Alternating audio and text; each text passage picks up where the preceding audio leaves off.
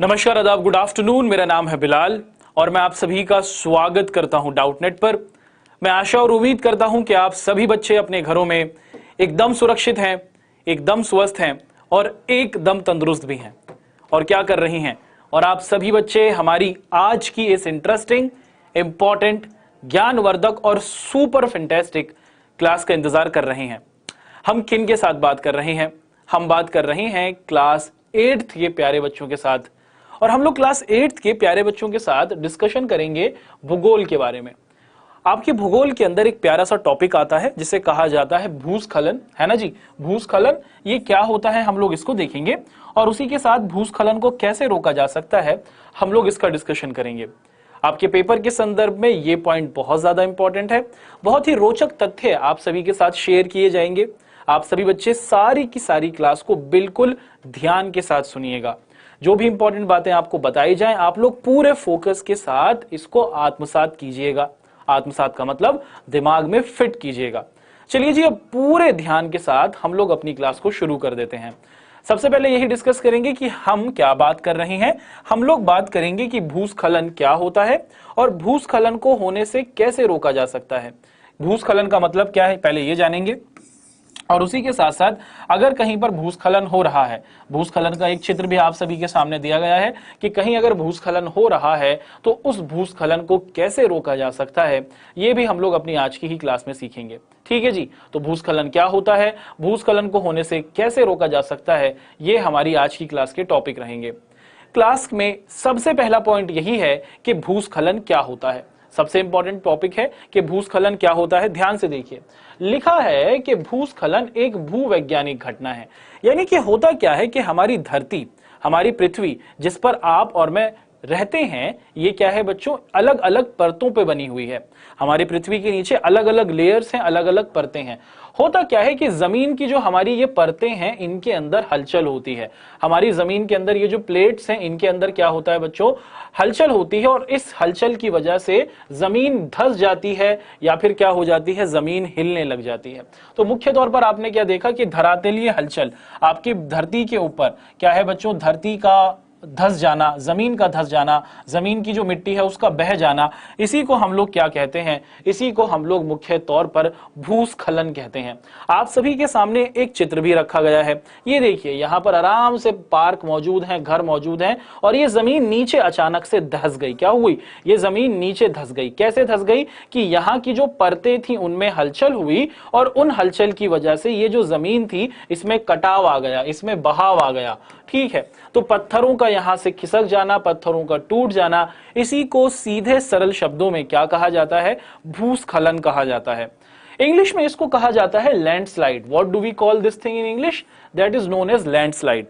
अच्छा sir ji, hello hello hello sir, आपका नाम क्या है? हमारा नाम बिलाल है। चलिए जी, पूरे फोकस के साथ पूरे ध्यान से सुनिए जो बात आपको बताई जा रही है। अभी अभी हमने जाना कि भूस्खलन का क्या अर्थ होता है, तो सीधे सरल शब्दों में आपको पता चला कि भूस्खलन का अर्थ होता है जब आपकी जो धरती है वो नीचे धंस जाती है, वो नीचे चली जाती है, इसी को भूस्खलन कहा जाता है।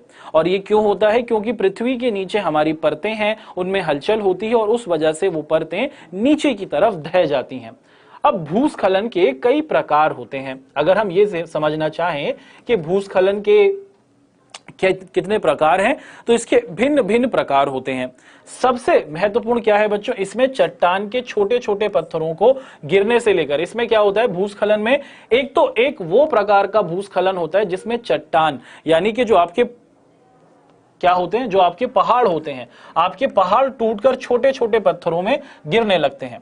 यहां पर एक छोटी सी वीडियो आपको दी गई है, इसको आप लोग ध्यान से देखिए। डे 1 के अंदर हल्की हल्की पृथ्वी की परतें हिल रही हैं और धीरे धीरे होते होते होते ये पूरी बह जाती हैं। दिख रही हैं आपको? जी हाँ, आपके सामने दिन लिखा गया है। पहले दिन के अंदर हल्की हल्की परतें नीचे टूट रही हैं और 8वें दिन तक आते आते, 7वें 8वें दिन तक आते आते आप देखते हैं कि वो एकदम धंस जाती हैं।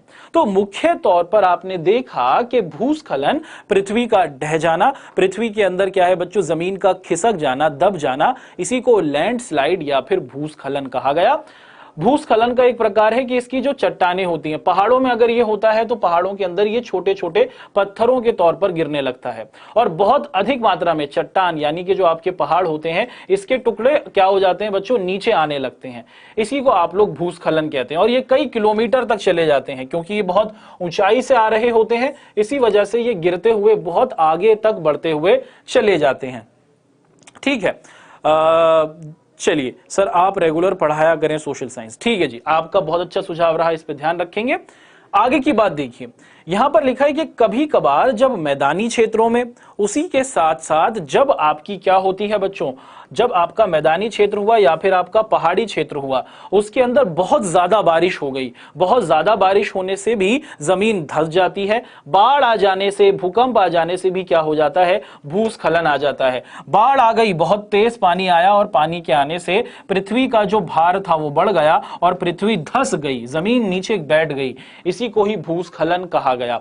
तो भूस्खलन के अलग अलग प्रकार अभी आपने देखे। मुख्य तौर पर पहाड़ों में जब ये होती है तो ये शुरू में छोटे छोटे पत्थरों के रूप में होती है, फिर उसके बाद ये बड़े पत्थरों के तौर पर भी टूटती है और ये जब ऊपर से क्या है बच्चों, जब ये पहाड़ों से नीचे की तरफ आती है तो ये बहुत तेजी की गति से आती है और कई किलोमीटर दूर तक चली जाती है, जिससे मानवीय जो गतिविधियां होती हैं, जो आपके पास पेड़ होता है, वनस्पतियां होती हैं, जब कहीं पर भूस्खलन होता है तो उससे जो आपके पेड़ और वनस्पति होती हैं उन पर क्या पड़ता है बच्चों, बहुत प्रतिकूल प्रभाव पड़ता है।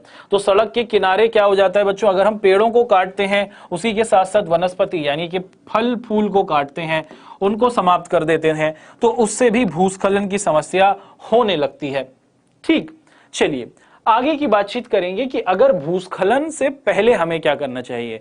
यहां पर हम बात कर रहे हैं कि भूस्खलन से बचने के तरीके क्या हो सकते हैं।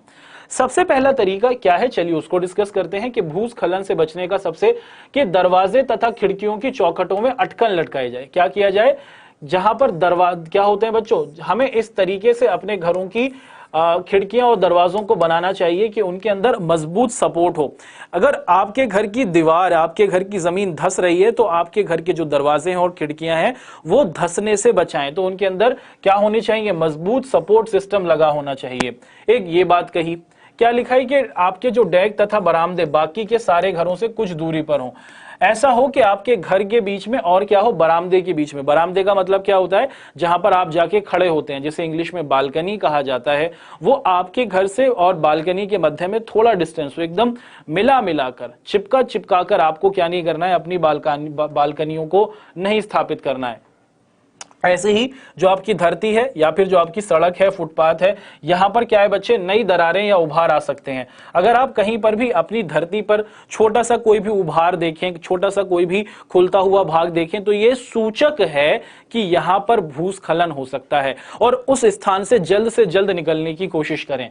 तो सबसे पहले जो घर बनाए, दरवाजे खिड़कियां लगाएं, उसमें सपोर्ट सिस्टम हो ताकि भूस्खलन के दौरान पूरा घर का भार दरवाजे खिड़कियां संभाल सकें, ज्यादा जान माल की हानि ना हो। उसी के साथ जो आपके घर के बरामदे हो वो मुख्य तौर पर उचित दूरी पर बने हो और आपके घर के आसपास या फिर जमीन के आसपास सड़क पर कहीं कोई दरार आपको दिखे तो इससे आप समझ सकते हैं कि भूस्खलन की जरूरत है। तो उसको आपको क्या करना होगा, उनको आपको भरना होगा, उनको आपको भर देना होगा ताकि भूस्खलन की समस्या से बचा जा सके। तो ऐसे स्थान जहां पर क्या रहता है, जहां पर पानी का अचानक बहाव आ जाता है, जहां पर पानी का रिसाव होने लगता है, पानी इकट्ठा हो जाता है, वहां पर भी भूस्खलन होने की समस्या ज्यादा रहती है। अब हम लोग ये डिस्कस करेंगे कि यदि आपको लगे कि भूस्खलन होने वाला है, अगर आपको अचानक महसूस होने लगे कि आपके घर के आसपास भूस्खलन होने लगा है, जमीन धीरे धीरे नीचे जा रही है, तो उसमें क्या करें। अगर ऐसा होने लगे तो उस समय आपको क्या करना होगा, बाहर निकलने की तथा अपने क्या है बच्चों, बाहर जाने की कोशिश क्या करें, आप क्या करें, ऐसे स्थान पर पहुंचने की कोशिश करें जो आपको सुरक्षित हो। आपके आसपास, मान लीजिए आपके घर के आसपास, आपके स्कूल के आसपास कहीं ऐसी जगह पर भूस्खलन हो रहा है तो सुरक्षित स्थान को ढूंढने की कोशिश कीजिए। ठीक है, जमीन अगर नीचे अचानक से धंस रही है तो कोशिश कीजिए कि आप उस स्थान पर पहुंच सकें जो सुरक्षित हो। ठीक है, आपके इलाके के अंदर क्या होता है, स्थानीय सिविल डिफेंस या फिर इमरजेंसी मैनेजमेंट, जो आपदा प्रबंधक लोग होते हैं, उनकी उपस्थिति होती है। आप क्या करें, आप उनके संपर्क में आए, तुरंत ही उनको बताएं कि आपके घर के आसपास भूस्खलन होने की संभावना है। उनको आप लोग जल्दी सूचित करें, आपके आसपास जो पड़ोसी हैं उनको सूचित करें, ताकि वो भी क्या हो सकें, सजग हो सकें और अपनी सुरक्षा कर सकें। तो भूस्खलन जब हो रहा हो, इस तरीके से आपको रिएक्ट करना होगा। उससे पहले आपको ध्यान रखना होगा कि दरवाजों को, खिड़कियों को मजबूती से बनाया जाए, बरामदे घर से उचित दूरी पर हो, दरारें आपको दिखें तो आप समझ जाएं कि यहां पर भूस्खलन आने वाला है। और जब भूस्खलन हो रहा हो तो आपके इलाके के क्षेत्र के जो स्थानीय सिविल डिफेंस लोग हों, प्राकृतिक आपदा वाले लोग हों, प्राकृतिक आपदा प्रबंधन के लोग हों, उनको बताएं, अपने पड़ोसियों को सूचित करें और सुरक्षित स्थान की तरफ आप लोग क्या करें, बढ़ें। चलिए अब हम लोग क्या कर लेते हैं, अब हम लोग आगे की कहानी को आप सभी के समक्ष रखते हैं। यहां पर डिस्कस कर रहे हैं कि भूस्खलन के बाद क्या कर सकते हैं। क्या हो कि अगर कोई चीज आपके साथ हो रही हो, उसके अंदर आपको क्या करना होगा। जो क्षेत्र भूस्खलन से प्रभावित होते हैं, वो इलाके जहां पर आपको भूस्खलन होता हुआ दिखता है, वहां पर आपको क्या करना होगा, उस स्थान में जाने की कोशिश बिल्कुल भी ना करें। क्या ना करें, वो स्थान जहां पर आपको लगता है कि भूस्खलन हो सकता है ना, तो उस स्थान के अंदर आप क्या ना करें, जाने की बिल्कुल भी कोशिश ना करें। देखिए, अच्छा, जब तक जाने की कोशिश ना करें, जब तक आपको क्या ना पता चल जाए, जब तक आपको यह ना पता चल जाए कि समस्या क्या है।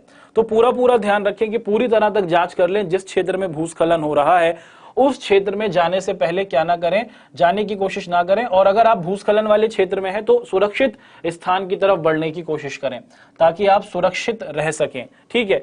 और आपने क्या कर रखा हो, अपने किसी संपत्ति को बीमा उसका करा रखा हो, बीमा का मतलब है कि इंश्योरेंस करा रखा हो, तो उसके फोटो वगैरह खींच ले, ताकि यह प्रमाण हो सके कि आपको नुकसान हुआ है और उस नुकसान का आपको प्रतिफल मिल जाए।